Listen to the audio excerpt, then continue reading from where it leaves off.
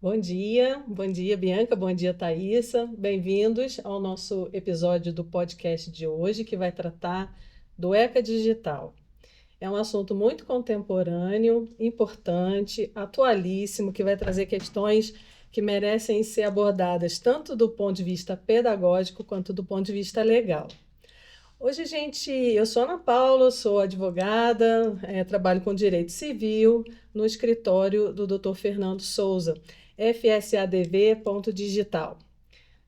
Trazemos hoje uma convidada muito querida, a Bianca Amador.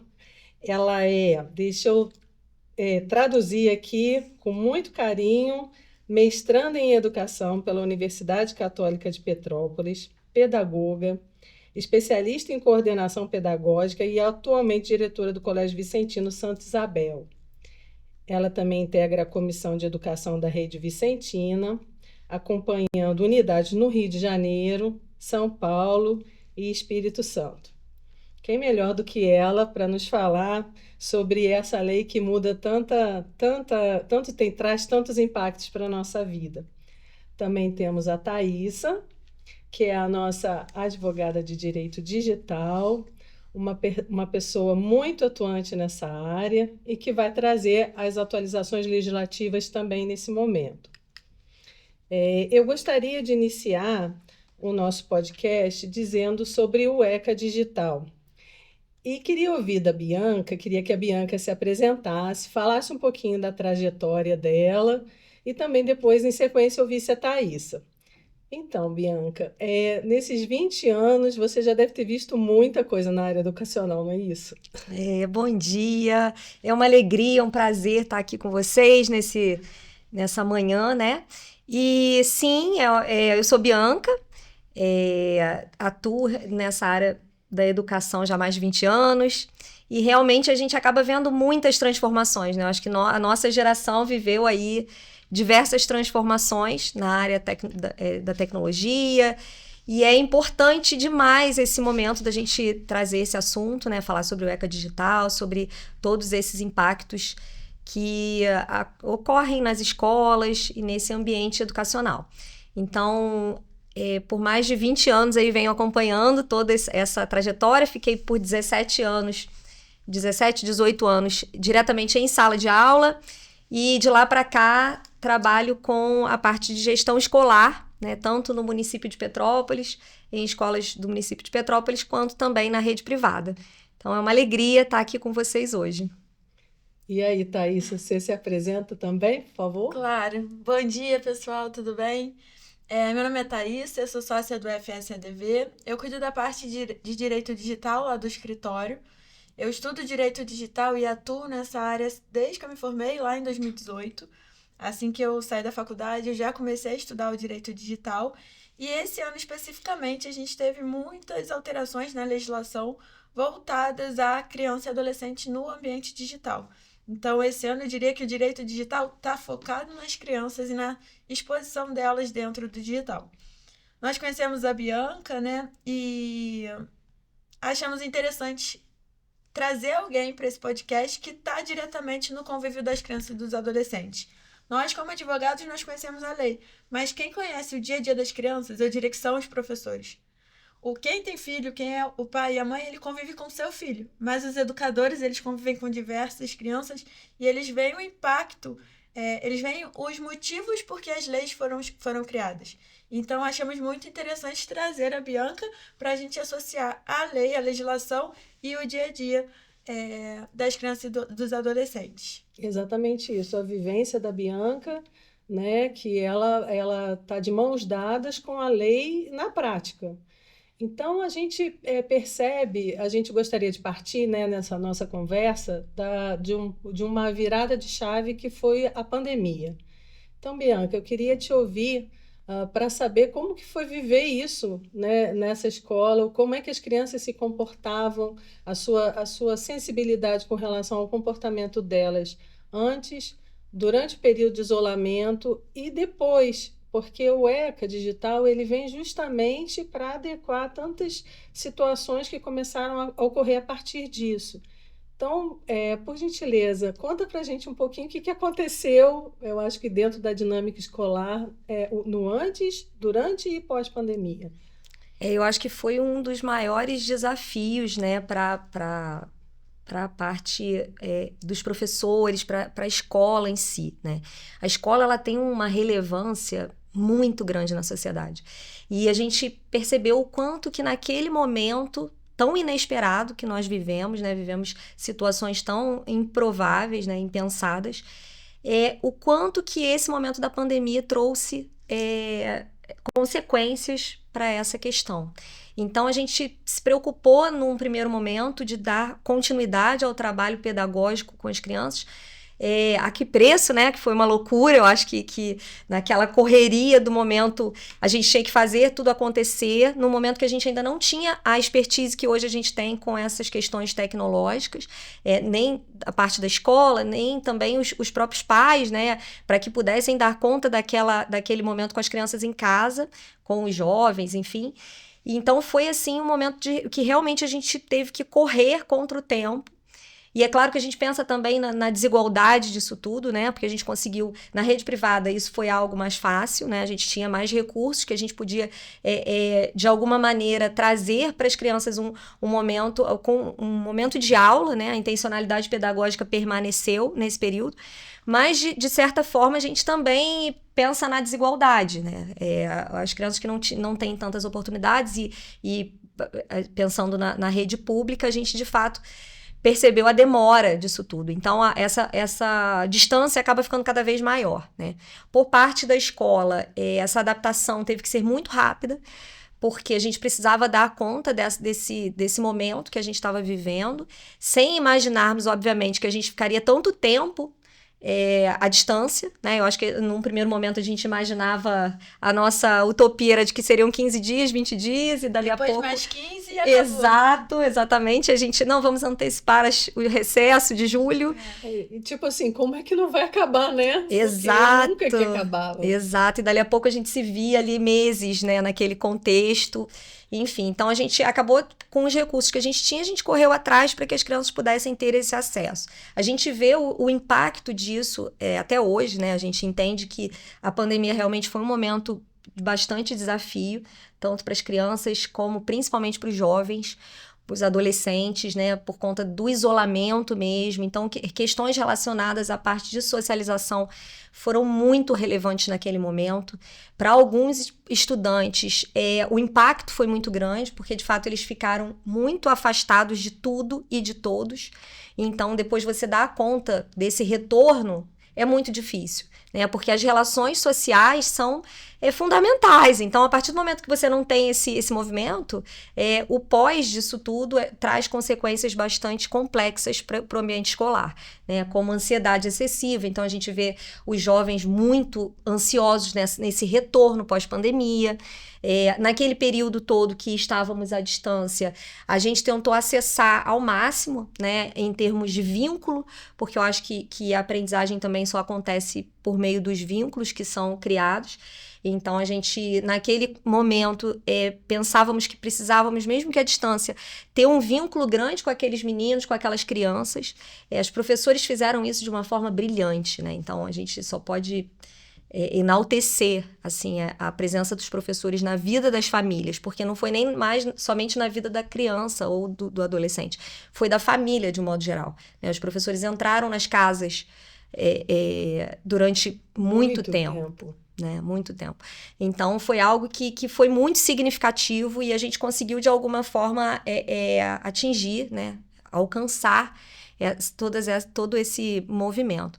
Porém, essas consequências pós-pandemia estão aí na nossa realidade até hoje, né? Esse movimento forte em relação à própria dependência, vamos dizer assim, né? Da tecnologia, da rede social ou do WhatsApp, enfim, traz consequências grandes até hoje. Essa questão da ansiedade dos jovens, a gente percebe o quanto que isso está gritante hoje, né? A saúde mental é algo que muito nos preocupa nesse contexto. E Thaísa, nesse momento de tanta turbulência que houve da pandemia, Você pode explicar para a gente um pouquinho sobre a regulação? Existia algum tipo de regulação para esse comportamento até mais, digamos, depois, né? Gerado pela depressão, gerado pelo isolamento constante. Como é que a justiça, a lei, se apresentou diante disso? Então, Ana, na verdade a gente diz que o direito ele se atualiza conforme a sociedade vai se atualizando, evoluindo. O direito ele tem que seguir também a sociedade, né? A gente atualiza as leis com base nisso. A gente já tinha o ECA, só que o ECA é uma lei de 1990. Então ele protege as crianças. O ECA é uma lei importantíssima até hoje. Não é porque hoje a gente tem a atualização do ECA digital que o ECA não é importante. O ECA continua sendo muito importante. Mas ele vem lá de 1990.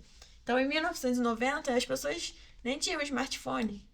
Então, depois da pandemia, com esse uso cada vez maior da tecnologia de celular, smartphone, rede social, começou a surgir a necessidade de um complemento do ECA.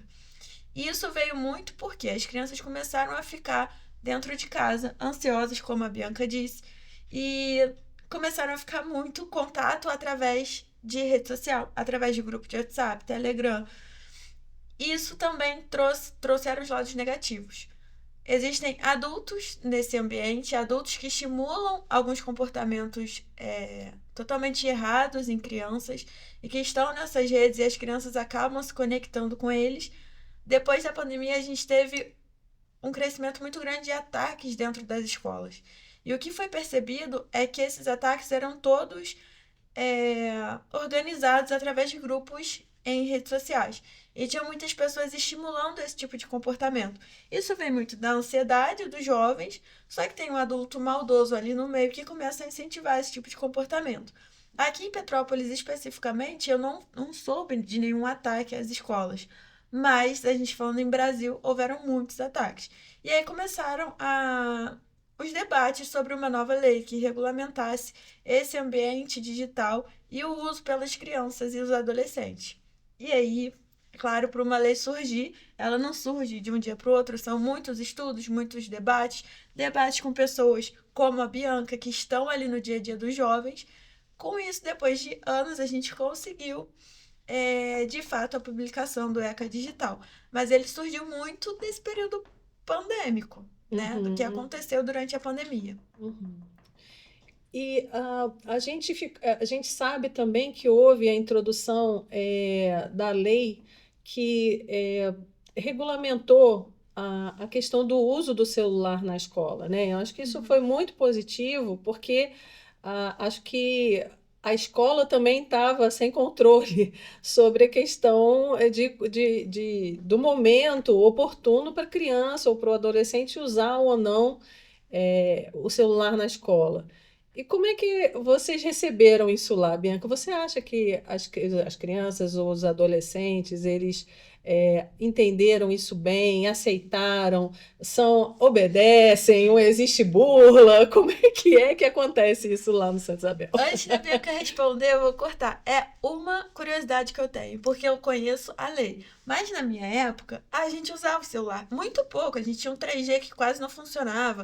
Eu me formei na escola em 2012, eu acho. Então a gente usava um pouco o celular, mesmo quando o professor via, claro, a gente tinha que guardar.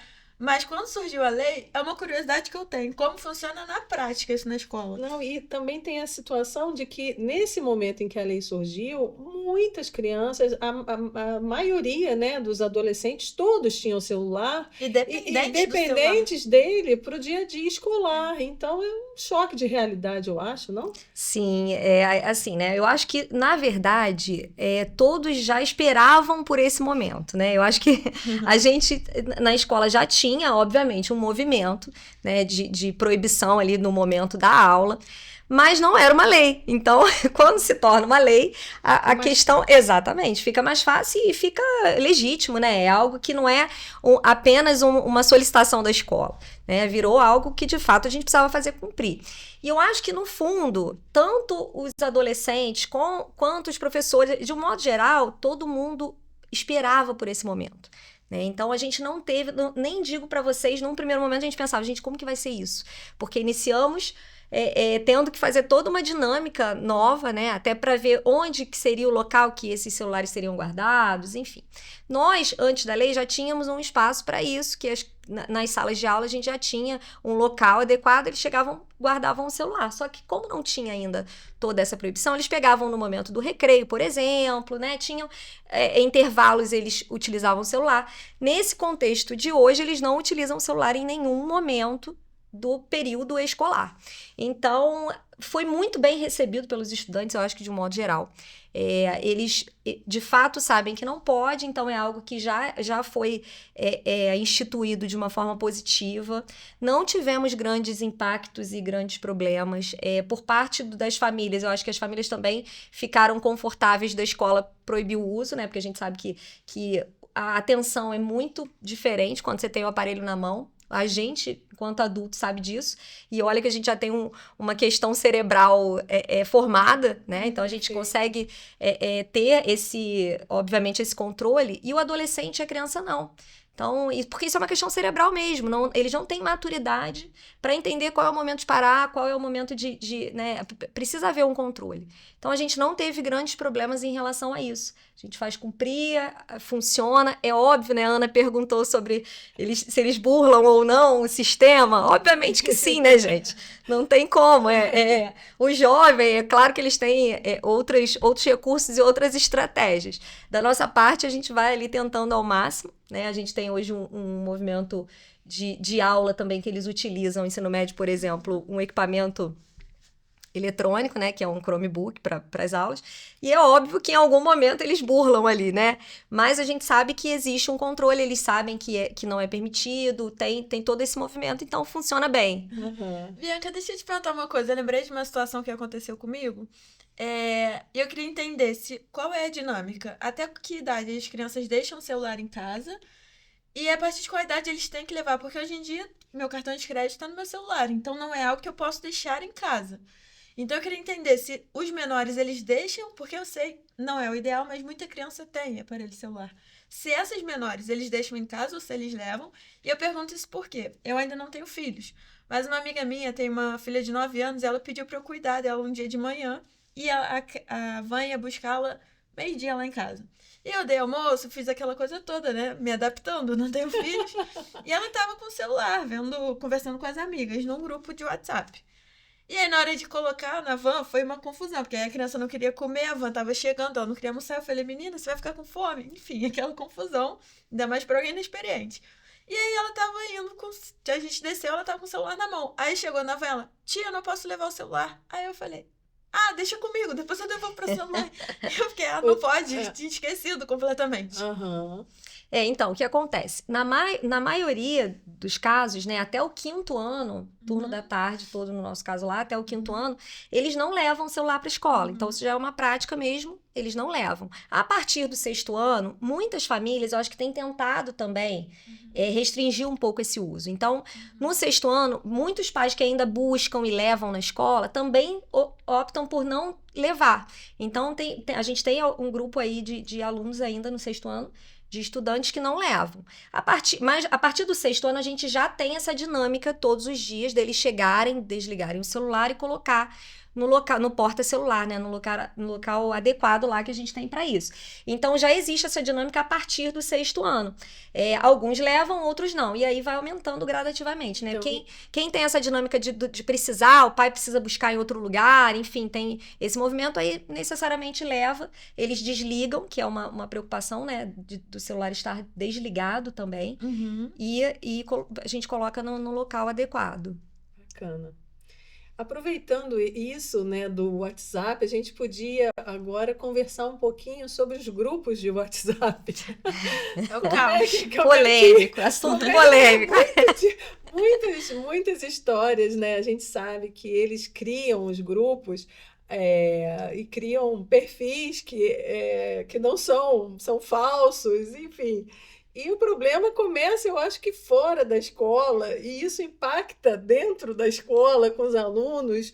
Como é que é isso, Bianca? Como é que a escola se posiciona diante de tantas sutilezas, eu acho que na interação deles? É exatamente isso, né? Assim, esses problemas eles começam fora da escola e impactam diretamente a escola, né? Porque o local de socialização, né, das relações sociais das crianças, dos adolescentes, é na escola. Então, o WhatsApp é um perigo, né, gente? Eu acho que eu penso muito sobre isso, assim. Os grupos de WhatsApp são muito complexos. A gente entende que não é permitido para crianças, né? E a gente sabe que eles fazem parte de grupos, mesmo não sendo permitido, muitas vezes com o celular do pai, da mãe, né? Do responsável, e sem supervisão, porque a gente sabe que isso acontece. Os pais, com a correria do dia a dia, com os seus trabalhos, com tudo com toda a dinâmica, né, que acontece, em muitos momentos não dão conta de estarem acompanhando esses Bianca, grupos. vou te cortar um pouquinho. Eu acho que às vezes até os pais acham que estão supervisionando, mas eles não entendem a linguagem dos jovens. Perfeito, perfeito. E isso preocupa demais, né? Porque a gente vê, voltando até o que eu disse anteriormente, eles não têm maturidade para utilizar a tecnologia da forma correta ainda. Então, isso é algo que nos preocupa demais. Então, situações que acontecem fora da escola, em grupos, em chat de jogos, né? Isso tudo impacta na escola. E essas situações são resolvidas muitas vezes pela escola. Porque chegam para nós como questões de relacionamento entre eles. Por exemplo, bullying. Você vê isso acontecendo muito em grupos e aí eles refletem dentro da escola? Sim, a gente tem um cuidado muito grande com essas questões, né? E se a gente for pensar hoje, não tem mais como a gente voltar atrás, né, gente? Eu acho que isso é uma questão... A gente não tem como hoje tirar o celular da vida das crianças e dos adolescentes. Isso não existe mais. Então, eu acho que por parte da escola, a preocupação é a gente formar esses jovens para o uso da tecnologia de uma forma ética, de uma forma correta, respeitosa. E isso é um grande desafio. Porque, de fato, eles ainda não compreendem todas as consequências que esse momento traz.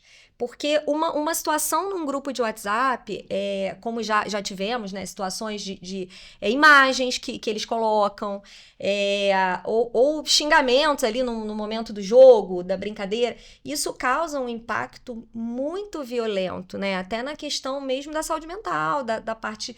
isso gera ansiedade nos meninos, e chegando na escola, atrapalha a questão do relacionamento, então são situações que a escola precisa intervir. E vocês lá na escola têm algum protocolo, assim, quando chega, qual é a primeira medida, enfim, como é que vocês atuam? Vocês chamam a família ou conversam com a criança?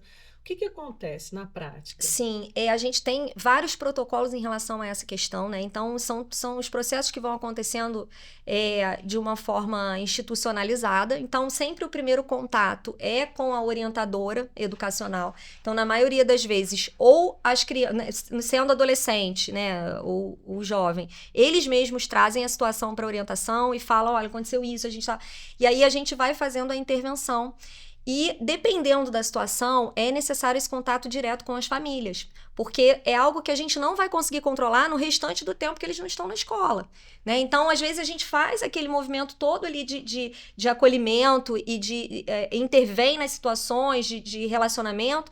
Porém, fora da escola, eles vão continuar com essa mesma cultura caso não tenha uma supervisão, né? Um movimento por parte das famílias. Então, em muitos momentos, a gente precisa, sim, ter esse contato com as famílias para que a gente consiga, da melhor forma, organizar. E quando é criança, na maioria das vezes, quem traz são os responsáveis para a escola, para que a gente possa, de alguma forma, ter esse movimento, que também acontece, né, gente? Assim, a gente tem crianças que participam de grupos dos amigos com o seu próprio celular já. Então, a gente tem crianças pequenas hoje. Que não deveria acontecer. Exato. De 8, 9 anos, com o celular na mão, exatamente. E eles já têm o próprio celular e participam de grupos. E outros que participam desses grupos com o celular do responsável, o que é gravíssimo também.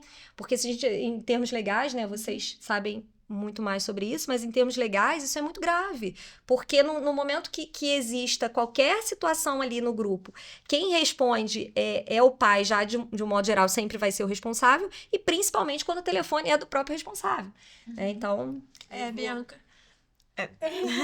Eu ia perguntar para você, Thaísa, diante do que a Bianca falou, é uma linha muito tênue, né, da responsabilidade civil dos pais para a responsabilidade civil da escola. Então, fala um pouquinho sobre isso. Exatamente. Quando eu presto consultoria para escolas, né? Hoje em dia, principalmente as escolas viraram um cliente do advogado do direito digital por essas questões. Então, a gente dá palestras, prestamos consultorias, e é uma questão que sempre é um ponto de dúvida da escola, como agir. Porque, em tese, não é responsabilidade da escola, é um grupo que está acontecendo fora do ambiente escolar. Então, em tese, não seria responsabilidade da escola, mas passa a ser quando a escola toma conhecimento que esse grupo existe, que tem os alunos envolvidos e que tem algo de errado acontecendo dentro desse grupo. O que eu oriento é que a escola, perfeita a colocação da Bianca, ele já tem protocolos para isso. O que eu sempre oriento é que esteja tudo documentado. Então, primeiro a criança conversou com a orientadora pedagógica, isso tem que estar documentado. Depois foi alertado aos pais, isso tem que estar documentado. E se for localizado ali algum ato análogo ao crime, por exemplo, bullying, cyberbullying, a escola também tem o dever de informar as autoridades competentes. Então é o que a gente estava falando, tem que ter um protocolo para quando isso acontece. E eu oriento também que a gente faça palestra com os pais, explique para os pais, porque também são pais que vieram de outra geração. Eles não têm a menor, muitas vezes, consciência de que um grupo de WhatsApp, um emoji, às vezes, significa algo extremamente grave. Então, quando a gente traz palestras para esses pais, também para as crianças, a gente acaba educando e mostrando a gravidade. É um papel que, como advogados, a gente também faz junto com a escola. Então, não é uma palestra que só o advogado faz, é o que a gente está fazendo aqui. É um trabalho em conjunto para conscientizar os pais sobre isso. E em relação à escola, eu sempre oriento a documentar e quando identificar, e aí vem uma consultoria mais específica, algum tipo de ato mais grave, comunica às autoridades competentes. E essas autoridades competentes seria o quê, Thaís? A gente, por exemplo, eu tenho 2 filhos, tenho uma filha de 17, tenho um de 18, e eu sento com eles para entender, perguntar, porque muito das coisas que acontecem, né? Tem coisas que eles me contam, tem coisas que eles não me contam. E eu fico pensando, diante de uma situação grave, o que a gente precisa fazer além de estar junto da escola? Porque eu imagino a escola como um guarda-chuva protetor, né? A gente se reporta à escola porque a gente caminha junto e tal. Mas aí você falou de bullying, cyberbullying.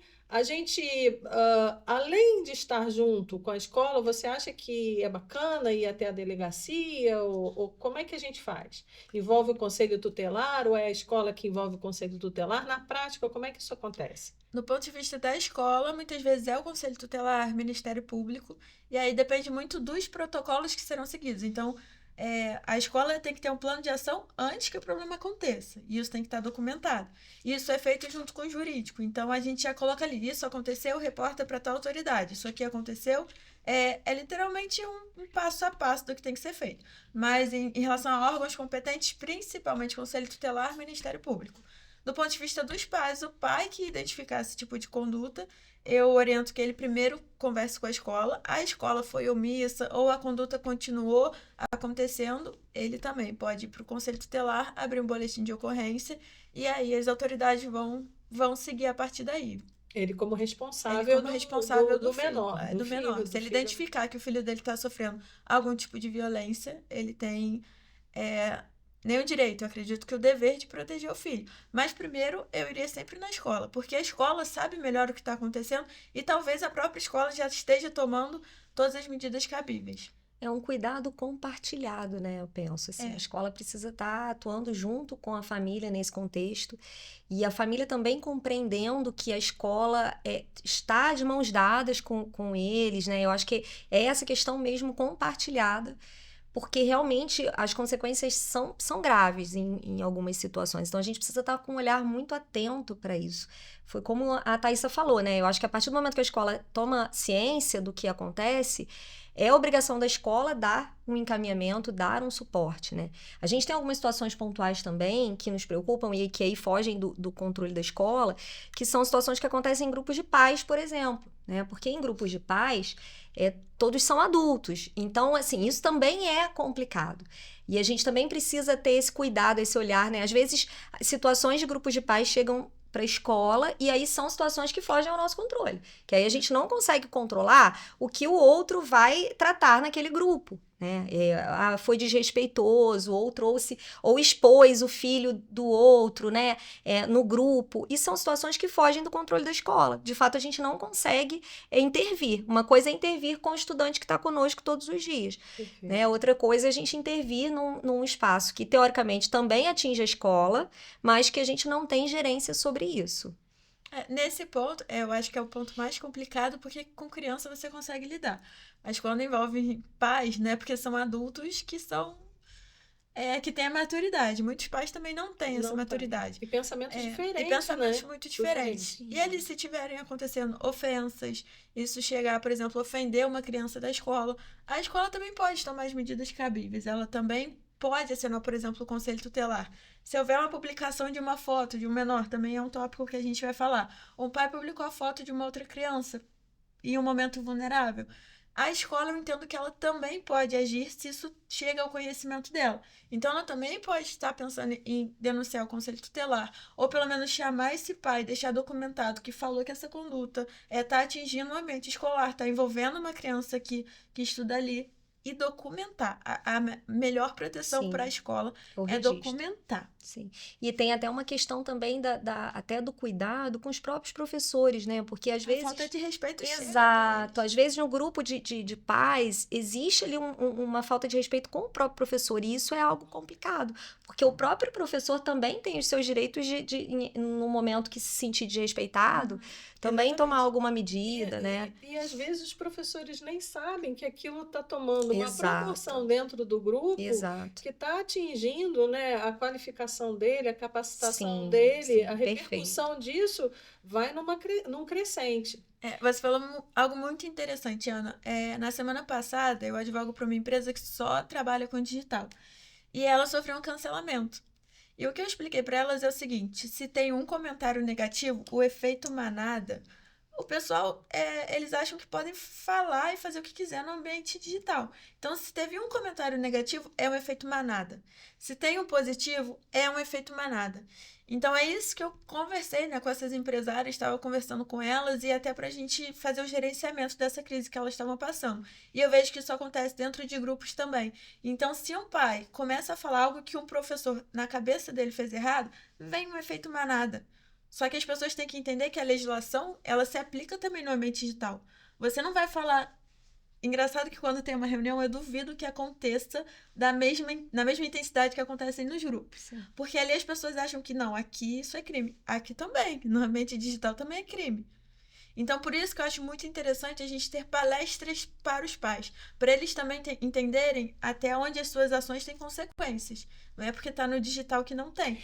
Isso, inclusive, com perfis falsos, tá? Porque tem níveis que pais criam perfis falsos para atacar outros pais, ou para atacar a escola, ou para atacar uma criança que brigou com seu filho. Já tive situações assim. E perfis falsos também são identificáveis. Isso que eu ia perguntar, Thaísa. O fato de por exemplo, ter um movimento desse de ataque, né, digamos assim, com um professor ou com uma situação dessa, fica gravado? Se a pessoa for lá depois, deleta as conversas, apaga tudo e finge que não é nem com ela. Hoje a tecnologia é possível resgatar isso? Isso fica registrado em algum lugar? Quando a gente não está falando de criptografia, o ideal é tirar print e preservar essa prova. A gente consegue preservar essa prova de uma forma bem barata. É tipo um ato notarial, mas num valor muito mais acessível e com a mesma validade jurídica. Então, se é um vídeo publicado, vou usar criança, porque crianças têm deles, né? Que são perfis ocultos que só para os amigos ali nas redes sociais. A criança postou só no dele, o adolescente postou só no dele. A gente consegue fazer essa preservação da prova, né? A gente tem sites que fazem isso, tem validade jurídica. Quando a gente está falando de WhatsApp, normalmente ali tem a criptografia, então fica um pouquinho mais complicado, mas também é possível acessar. E, em tese, redes sociais, por exemplo, o Instagram, eles têm 180 dias, de acordo com o Marco Civil da Internet, para guardar as informações. Então, achamos ali algum crime que ocorreu no direct. As autoridades conseguem pedir esses registros para as plataformas, e as plataformas têm o dever de fornecer, porque elas têm o dever de manter esses dados por 180 dias. Perfeito. Bianca, vamos falar então um pouquinho de foto, de exposição da escola. É, como é que funciona também isso? Porque o ECA Digital trouxe parâmetros agora que as escolas precisam se adequar num curto espaço, e deve ser bem complicado também, né? Sim, eu acho que hoje a gente não tem mais também como falar de escola sem que a gente fale do trabalho do marketing, né? Porque, assim, É. é necessário ter esse movimento de informação sobre o que a escola faz, sobre como a escola trabalha. Então, a gente precisa desse movimento de marketing funcionando, né? Não tem como a gente hoje simplesmente pensar, vamos trabalhar sem a rede social na escola, né? Não tem mais como. E aí, realmente, o ECA Digital chegando nesse contexto, a gente tem que ter outros tantos cuidados, né? Eu acho que o cuidado em relação ao que, o que se posta sempre teve, né? A gente sempre teve um cuidado com o que é colocado na rede social, de que forma que isso é exposta.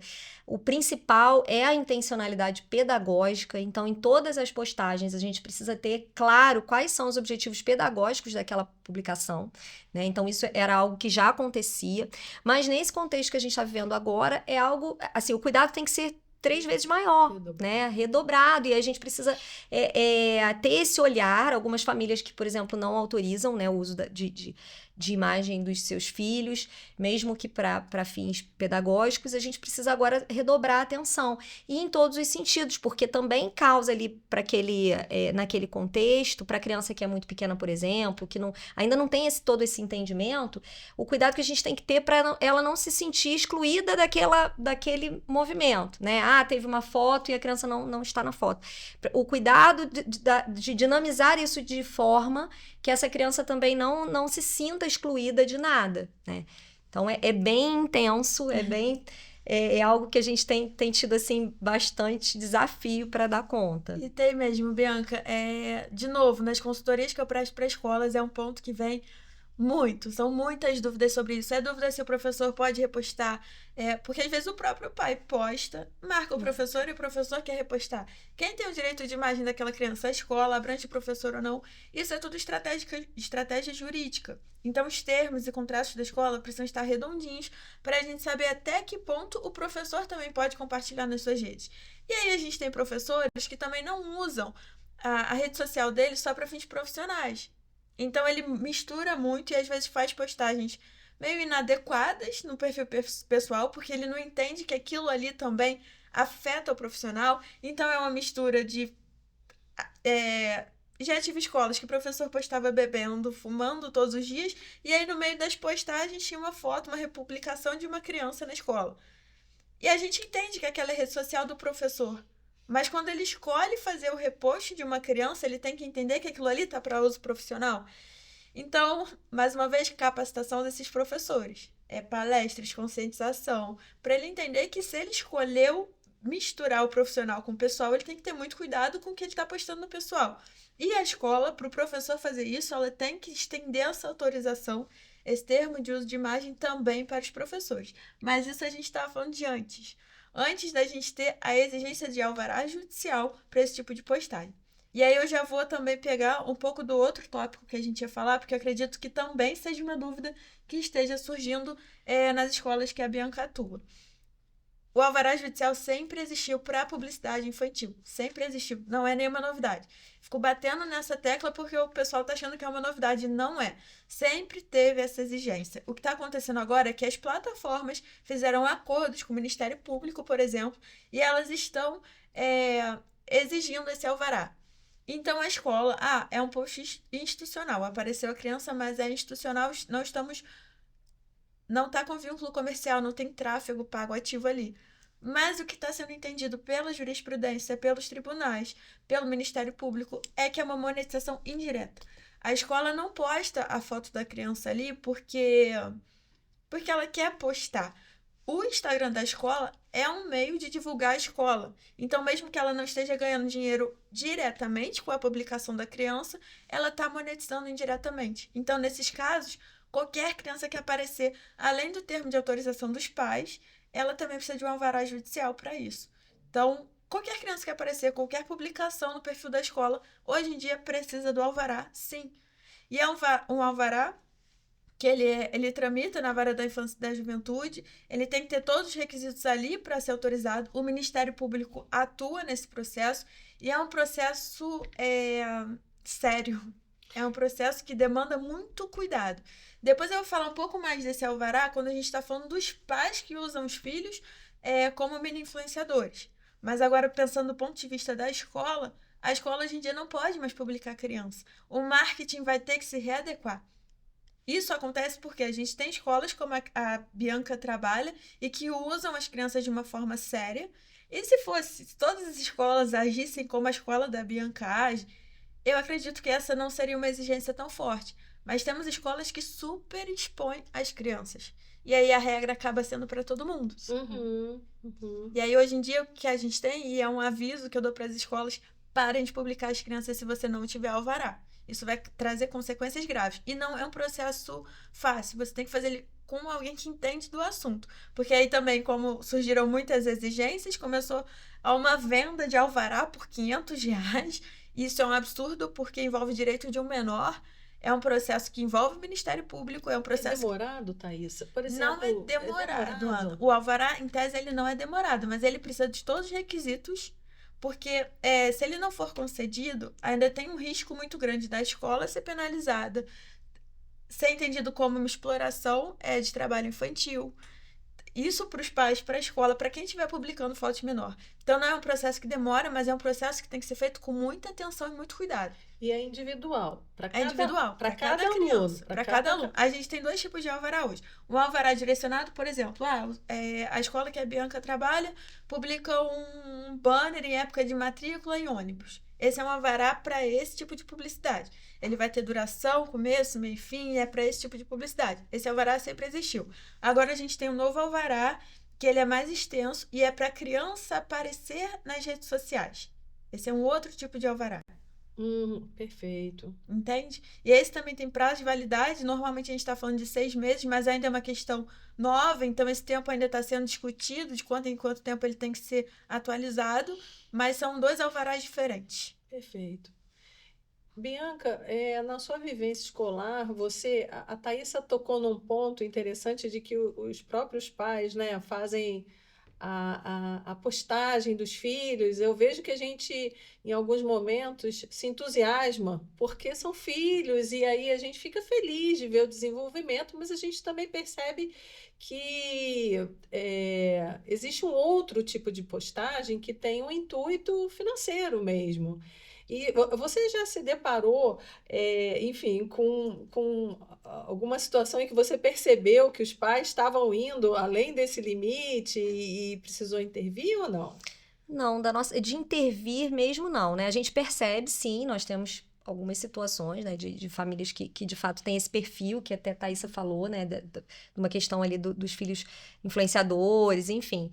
Mas da escola intervir, não, porque a gente também entende que no caso da família, né, se é um desejo, um espaço familiar, né, apesar da gente entender o risco disso tudo e do tanto que é complexo, não só em publicações, como no próprio YouTube, por exemplo, né? Vídeos e coisas do tipo. Então, a gente tem situações que, de fato, a gente observa que é excessiva, que a exposição é excessiva, mas, da nossa parte, a gente não fizemos nenhuma intervenção. Essa é uma questão que chega bastante para mim, porque eu vejo 2 perfis, Ana. Eu vejo os pais que querem expor e acabam expondo demais, mas por um ato mais de carinho. Olha o que meu filho fez. E não entende a gravidade e o quanto ele está expondo essa criança que não escolheu ser exposta. Se a gente vê, é porque agora eu esqueci exatamente o número. A quantidade de fotos que as crianças têm na rede até chegar aos 18 anos, ou até chegar a 12 anos, onde elas já têm uma maturidade um pouco melhor, sem nenhuma ter tido consentimento dessa criança. Então é um número altíssimo. Depois eu posso pegar esse número porque eu fiquei assim, horrorizada. A quantidade de publicação que essa criança tem até ela começar a entender o que é o mundo, já publicado na rede. Tem esse tipo de pai. Tem um tipo de pai que entendeu que criança engaja. E aí isso dá curtida, isso dá compartilhamento. Isso acaba o ego ali daquele pai Mexendo, mexendo no ego. Porque curtida hoje é uma métrica de ego, né? Infelizmente. E aí tem esse tipo de pai, que ele sai desse meu filho é bonitinho e passa a entender que ele ganha engajamento se publicar o filho dele. Isso aí já começa a ficar pior a história. Tem outro tipo de pai que ele é influenciador, e aí a criança, ele faz as publis ou ele monetiza com a plataforma, e aí publicar o filho dele também gera engajamento e gera dinheiro para ele. Então, diretamente ele não está monetizando com a criança, mas indiretamente ele está. E tem os pais que entenderam que criança bonitinha pode ser o próprio influenciador, uma criança mais engraçadinha, e aí aquela criança começa a trabalhar, literalmente, porque tem pai que exige que a criança faça vídeo e faça vídeo. Isso às vezes atrapalha o desempenho escolar, atrapalha a própria O desenvolvimento da criança, porque ela não tem que estar trabalhando. Perfeito. Ou se tivesse, a gente tem, por exemplo, atores mirins, tem que estar um tempo muito delimitado, ela tem que estar com acompanhamento psicológico para aquilo ser prazeroso para a criança e não um trabalho. E aí surge o alvará judicial para esse tipo de publicação. Hoje em dia, se um pai está monetizando, mesmo que indiretamente, ele precisa do alvará judicial, sim. E aí os perfis estão caindo, as contas estão sendo suspensas, tá todo mundo sendo notificado, tá Então, pipocando. na prática, Tá acontecendo tá na prática. Acontecendo. E eu tô muito feliz. De fiscalização, assim. Tá acontecendo e agora sempre existiu, como eu disse. Mas o que tá acontecendo agora é que as plataformas fizeram acordos com o Ministério Público e elas estão cobrando. A IA das plataformas identificam que tem criança ali e começam a notificar. O pai não apresentou o alvará, a conta é suspensa. E aí começa o caos. A conta do Instagram foi suspensa, do TikTok foi suspensa. Perfeito. Eu tinha essa Aí que dúvida mexe. se estava de fato sendo E cumprido. E tá. Porque se a conta do filho também tiver ligada à conta do pai, cai tudo. É porque obrigatoriamente tem que estar ligado agora, né, Thaís? Tem que estar ligada. Essa é uma das exigências, tem que estar ligada. E aí, criança só pode ter rede social a partir dos 13 anos. Isso inclui WhatsApp, isso inclui tudo. Então, criança não pode ter rede social. E o que Não a gente mais pode vê, mesmo, É o que a gente né? não pode. É proibido pelas plataformas, é proibido pela lei. Não pode ter. E aí, a IA, muitas vezes a IA erra, tá? Essa fiscalização tá acontecendo, mas a gente também tá vendo muito erro da IA. Às vezes, uma criança que parece ali com uma cara mais jovem, com um rosto mais jovem, mas já tem 15, 16 anos, a IA identifica que tem 12, derruba a conta. Então, mas aí a gente consegue também acionar a plataforma, às vezes entrar com processos. Mas o que está acontecendo, eu já tive vários casos, inclusive sexta-feira distribuí um processo exatamente assim. O pai tinha uma empresa muito grande, assim, uma empresa boa, que toda a renda da família vem dessa empresa e dos funcionários, né? A gente não está falando só da empresa. O único meio de captação é o Instagram, então ela não tem um local físico, é o Instagram ali, o comércio dela. Foram 7 contas suspensas no mesmo momento. Porque ele tinha um filho de 7 anos que tinha conta. A IA identificou, derrubou a conta do filho e derrubou todas que estavam vinculadas. E aí, você tá entendendo a gravidade? A família passa a perder todo o dinheiro dela porque o menor tinha uma conta. E um fato curioso, né, que logo que teve agora essa questão do ECA digital, no mesmo momento a gente estava vendo no TikTok um movimento das crianças, dos filhos dos empresários. Era uma trend, né, que fala Aquela trend dos filhos dos empresários fazendo a publicidade do negócio do pai, né? É o negócio do meu pai, se quiser. Isso. E aí, curiosamente, foi no mesmo período, né? E aí Essa vem ao encontro. Assim, meu coração doía toda vez que eu via um vídeo desse. Gente, E foram muitos, né? muitos. Virou assim. Primeiro que posso estar sendo meio chata, mas já estava chato, porque todo mundo fez o mesmo tipo de marketing. Então, a nível de marketing já estava maçante. Mas a nível de exposição das crianças, toda criança que estava fazendo aquele vídeo precisava de alvará. E o que eu tive de conta suspensa. E aí, por quê? Porque seu filho tá tendo. E hoje em dia, agora, depois do acordo que as plataformas fizeram com o Ministério Público, essa trend acabou. Se você fizer, a sua conta vai ser suspensa. Então tem que ter muito cuidado. Tem que ter muito criança. Gente, a criança... Cuidado. Eu sei que dá engajamento, mas é uma criança. Você tem que separar o teu negócio do teu filho. Não dá pra misturar uma coisa com a outra. Sim. O marketing precisa se reinventar e achar outras formas de divulgar o trabalho. O marketing não tem o que fazer, vai ter que se reinventar. Não é mais... E eu sei que tem, igual a escola da Bianca, ela atua de forma séria. Tem marketings que atuam de forma correta, mas tem outros que estavam super expondo crianças. E aí a legislação tem que pegar todo mundo e falar, não pode mais. Porque se um não soube usar o direito corretamente, todo mundo vai ser penalizado. É isso que está acontecendo. E eu fico feliz. É melhor que se reinvente, mas as nossas crianças e adolescentes estejam protegidos do que continuar a bagunça que estava acontecendo. Perfeito. E às vezes os pais também sequer têm conhecimento disso. Então a gente, né, até a aplicação da lei, fica, a lei, não vai funcionar, não, não vai pegar, não. E na verdade, na prática, já pegou, já está acontecendo Já pegou. e é preciso. Aí eles me ligam desesperados a semana passada, há 2 semanas, porque estavam recebendo e-mail da Meta que precisavam de alvará. Ou me ligam desesperados, a conta da minha empresa caiu. Aí eu vou lá entender o porquê. Ah, tá, entendi o porquê. Porque o seu filho tinha uma conta. E não foi um caso, não foi 2, é assim. Semanalmente a gente tem casos assim de o efeito cascata acontecendo nas contas. E hoje em dia a gente não tá falando assim, uma rede social é só uma rede social. Não, aquilo ali é o negócio da empresa. Se fechou a porta, o faturamento da empresa, ó, vai quase a zero. Despenca. A gente também observa a questão dos jogos, né? A gente vê Roblox, Free Fire, lá em casa eu fico ouvindo as coisas acontecerem, mas não entendo muito. Você acha, Bianca, que esse movimento, né, dos jogos online, ele traz mais agressividade para as crianças? Sim, acho que sim. Existe um movimento complexo com a questão dos jogos, até para a gente compreender é difícil, né? Foi o que você falou, você ainda tem acesso ali na tua casa para ver minimamente como funciona. Para a gente, enquanto adulto, entender como é a dinâmica é complexo. Sim. Né? E ali, naquele momento do jogo, existe uma regra própria de que é permitido xingar, é permitido usar o chat do jogo para situações de agressividade entre os jovens, e isso impacta diretamente no dia a dia. Eu acho bem complicado, e sim, a gente observa uma agressividade maior, verbal, né, em relação a esse movimento de jogo. Bianca, e eu fiquei muito feliz com a ECA Digital. Desculpa porque eu tô defendendo, mas é porque eu vi que eles... foi um cuidado que tiveram na legislação. A gente ter mania, assim, de falar que leis não funcionam. Eu gostei muito do que o ECA Digital trouxe. Uma das coisas que eles trouxeram é exatamente o chat, a partir de que idade, a classificação indicativa ali nas lojas, né, na loja da Apple, na loja de Android, tem que ter a classificação indicativa, então só pode chat a partir de tal idade. Se quiser atuar no Brasil, as plataformas vão ter que se adequar, porque o Brasil tem leis, e o Brasil é um dos países que mais... ele está servindo de exemplo para vários outros países. Uma coisa que a gente tinha muita preocupação eram as loot boxes, as recompensas que tem no jogo. Isso estava desencadeando um sistema de vício nas crianças, que não pode acontecer.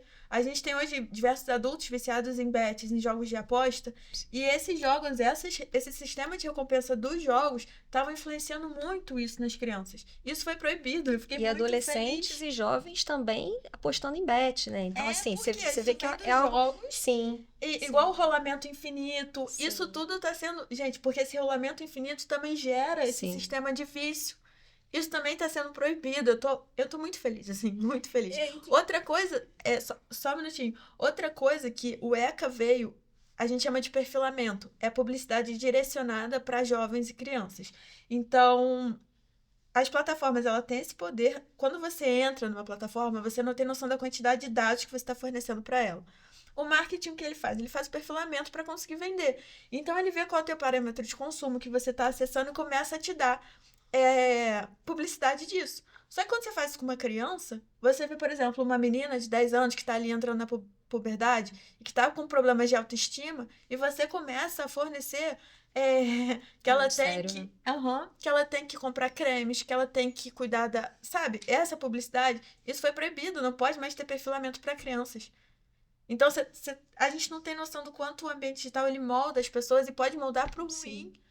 Ou você vê uma criança, um garoto, por exemplo, ele tá vendo vícios de armas ou de... Porque os jogos também estimulam isso. Então, ele tá acessando muito site disso, o perfilamento pode indicar esse tipo de publicidade para ele. Isso você imagina o caos que pode fazer numa criança. Muito sério. Isso foi proibido. Até o desenvolvimento cognitivo, isso é legal, tudo. Essa questão dos vícios foi uma coisa assim, porque tem muitas formas de viciar, de incentivar o vício em crianças e adolescentes, é ali onde está sendo formado a personalidade dela. E aí depois a gente vai ver adultos viciados. Hoje em dia a gente fala muito de diabetes, mas a gente tem vários tipos de vícios, né? Até Certo. vícios em pornografia, por exemplo. Sim. De consumo, É. né? Bom, gente, a gente está chegando, infelizmente, ao final do nosso podcast. Eu queria ouvir da Bianca se ela tem as considerações finais, o que ela quer colocar assim para a gente, deixar registrado. E agradecer demais, Bianca, demais mesmo a sua presença. Nossa, eu que tenho que agradecer. Acho que é uma conversa que a gente podia ficar aqui horas e horas Nossa, tem muita coisa. falando, né? São muitos desdobramentos, muitas questões. Então, assim, foi um prazer dividir esse momento com vocês. Espero que tenha sido positivo, né? Que a gente tenha esclarecido algumas questões e também falado um pouco das vivências. Eu acho que hoje, como consideração final, né? É a preocupação maior que a gente precisa ter é formar esses jovens realmente, conscientizá-los para esse uso. Né? Na escola, por exemplo, a gente tem uma preocupação para o ensino médio, a gente já tem um componente curricular que é a cidadania digital. Eu acho que isso faz toda a diferença, né? Dos meninos terem o acesso a uma aula sobre isso, para que de fato a gente consiga de alguma forma alcançá-los. Como Thaisa falou, né? Essa formação tanto para os professores quanto para os pais e principalmente para os estudantes, eu acho que é o que hoje vai fazer a diferença, né?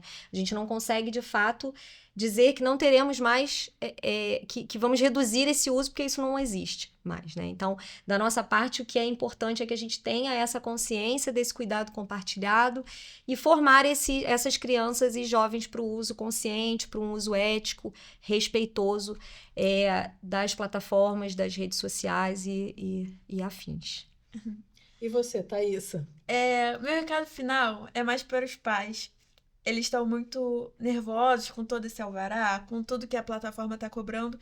E o que eu quero dizer para eles é que isso foi ótimo para eles. Antes a gente tinha uma cobrança em cima dos pais, que são de outra geração, que trabalham, que não tem tempo de ficar supervisionando.